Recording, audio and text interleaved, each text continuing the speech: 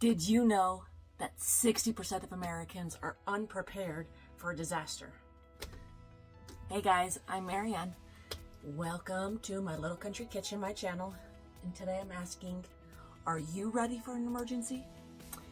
I'm in my outdoor kitchen in our fifth wheel trailer. And in this video, I'll show you the must-have essentials for your 72-hour kits and the simple steps to show you what to do when you're in a crisis strikes.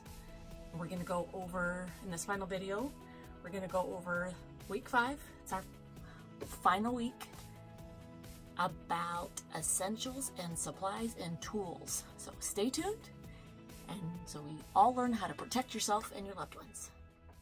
Let's go. So this suitcase is what I keep my 72-hour kit tools in. And the first 4 weeks we went over first aid and food and clothing. That's in that bag down there. And then also hygiene, which is part of this bag. So like shampoo and soap and lotion and stuff like that. But I'm going to show you what else we need to have to be prepared. Stuff that people don't think of. This is a collapsible shovel, so you can put it together. I'm not going to put it all together, but you get the idea. It's a collapsible shovel. I got that online. Still haven't had the need to use that yet. Maybe if I was a little kid from Up and I had to dig a hole, I know how to dig it first. Magnifying glass. I mean, if you had to, you could start a fire with that. A reading light for when it gets dark. Flint and steel. Ooh, dry shampoo to put in our hair when it's getting stinky or oily. Just spray it. Ooh, that one smells yummy. It's like tropical. Here I have a radio, and it is solar powered as well, and it's crank. This was a group buy that I had in my neighborhood when I lived up in Highland.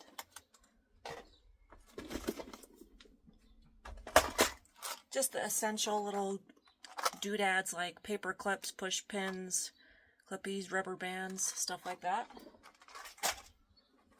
I want to add bobby pins to that one because you never know. It's a collapsible drinking bottle. A headlamp. Put that on. I need to try that out. I've been trying out different headlamps that I like, and my husband found, and I found one when we tested it out last week. Oh, that was the wind. Scared the crap out of me. Okay. So here are some coloring books, of course, for the kiddos, or, you know, coloring book for mom or dad when they get bored. You know, coloring is very therapeutic. It's the transmutation of your energy, so it gets rid of nervous energy and anxiousness. So coloring is very helpful. And some books that I would like to read eventually. A little journal if I want to scribble notes in. Here is a poncho. A life straw. I have not used that yet. Has anybody used these, and do they like them? Put it in the comments below. A whistle. Oh, my compass broke out of it. It's alright. And I could put it on a lanyard if I needed to. I do have my cute little pink Leatherman. That's good. I'm glad I remembered I have that in here. And, oh, extra pair of glasses, I believe. Yep, that's what those are. Oh, I forgot this was in here too. It's a watch with a lanyard you could use as a rope, a compass, flint, another compass right there. So that's handy. Pencils, of course, to write. Batteries for my headlamp.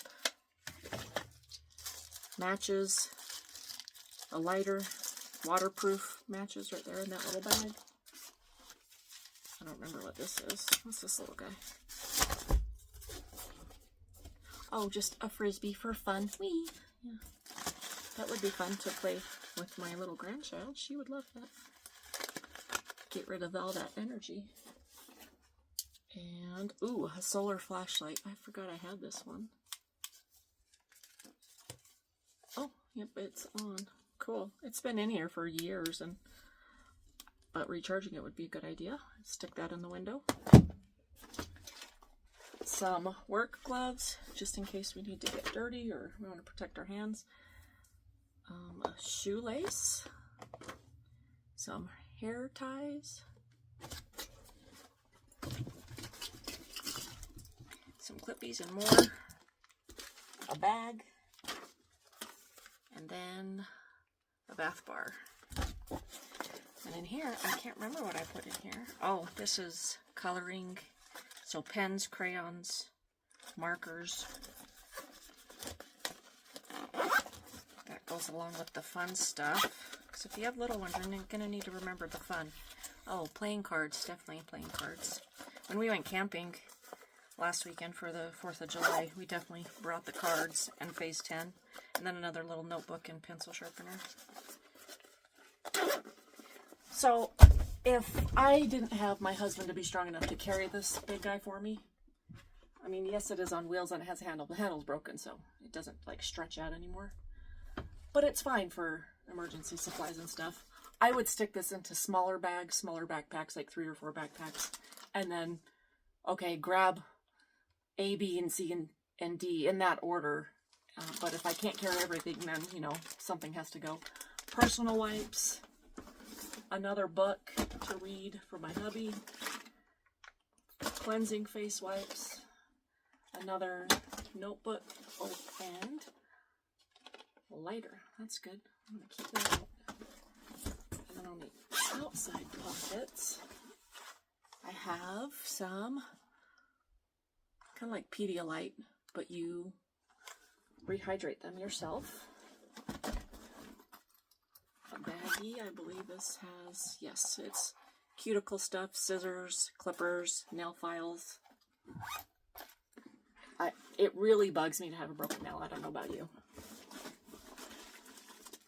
Oh, toothbrush, toothpaste, that's good.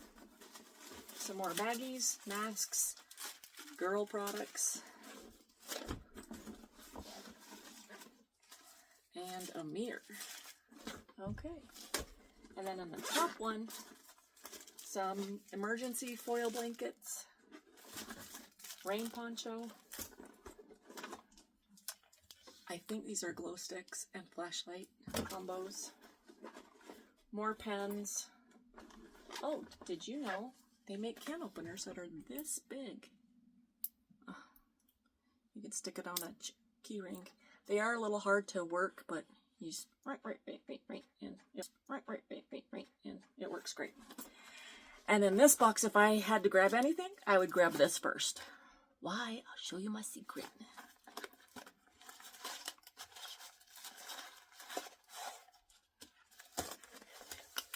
$1 bills. So I got $60 in with the girl products. So if I yell at my husband, grab my tampons, he'll know why.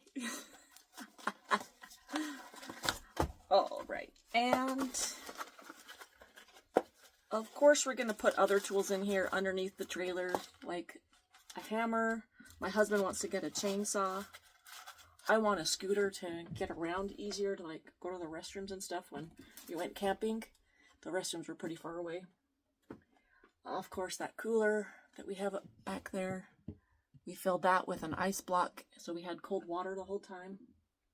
And if we had to bring our kitties, that's a little dish so it catches the water, and we could just fill that up with a little bit of water if they needed a drink. They wouldn't be happy being in a confined space for a minute, but you know, cats are so territorial. They're not like dogs. Dogs will follow you anywhere. Cats, not so much. They prefer to stay home. But in a true emergency, if we had to evacuate, of course I'm going to bring them.